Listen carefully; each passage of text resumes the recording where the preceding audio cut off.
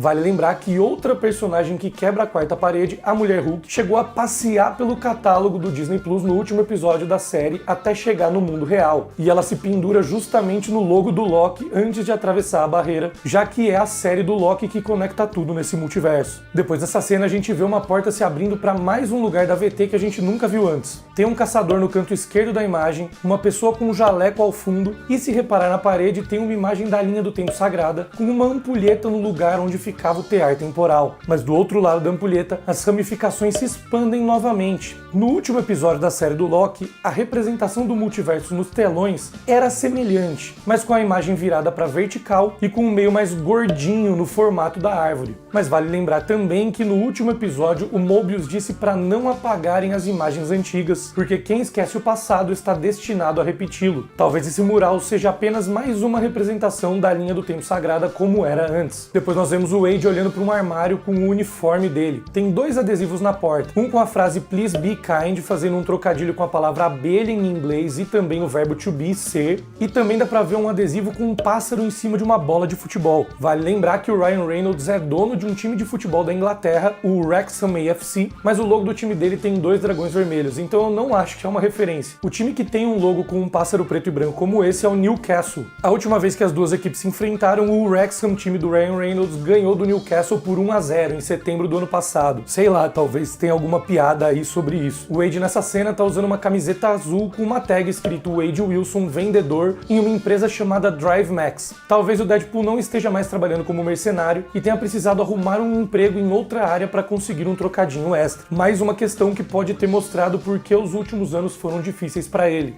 Depois disso, o Wade aparece com o Mr. Paradox em uma outra área da AVT cheia de telas. A maioria das telas de baixo mostra partes da AVT como câmeras de segurança, mas em uma das telas dá pra ver o Deadpool de máscara e terno segurando um troféu do Emmy. Isso é de um vídeo recente do Ryan Reynolds de janeiro de 2024, quando ele e o outro dono do Wrexham aceitaram o prêmio por um documentário que eles fizeram sobre o clube de futebol. Nas telas de cima tem uma cena do Homem de Ferro no começo de Era de Ultron, depois aquela cena clássica de todos os Vingadores juntos, também no mesmo filme. Na tela da direita aparece o Thor na batalha na Bifrost em Ragnarok, e depois disso as 3 telas mostram momentos de Capitão América, o Soldado Invernal, a luta contra o Batroc no navio, o Cap aterrissando com o escudo depois de derrubar o Queen Jet na ponte quando ele estava fugindo do Triskelion, e depois um close do Steve quando ele estava encarando o Bucky durante a batalha final. Essa cena lembra de quando o Mobius mostrou momentos da vida do Loki pra ele na série, mas é curioso que nessa cena não são momentos da vida do Deadpool que o Wade tá vendo, e sim momentos do MCU que não foram revisitados nas viagens no tempo.